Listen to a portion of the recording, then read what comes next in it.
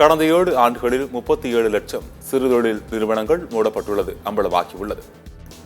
மத்திய அரசின் புள்ளியியல் மற்றும் திட்டமிடலாக்க அமைச்சகம் கடந்த 2021-22 மற்றும் 2022-23 ஆண்டிற்கான ஒருங்கிணைக்கப்படாத துறை நிறுவனத்தின் வருடாந்திர கணக்கெடுப்பு அறிக்கையை வெளியிட்டது.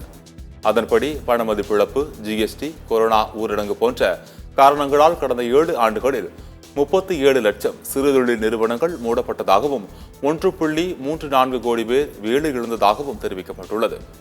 உற்பத்தி துறையில் மட்டும் 18 லட்சம் நிறுவனங்கள் மூடப்பட்டு விட்டதால் 54 லட்சம் பேர் வேலை இழந்துள்ளனர் என்றும் 7 ஆண்டுகளில் சுமார் 9.3% நிறுவனங்கள் மூடப்பட்டன எனவும் குறிப்பிட்டுள்ளது. இருப்பினும் கடந்த 3 ஆண்டுகளுடன் ஒப்பிட்டால் தற்போது வணிக நிறுவனங்களில் பணிபுரியும் நபர்களின் எண்ணிக்கை அதிகரித்துள்ளதாக கூறப்பட்டுள்ளது.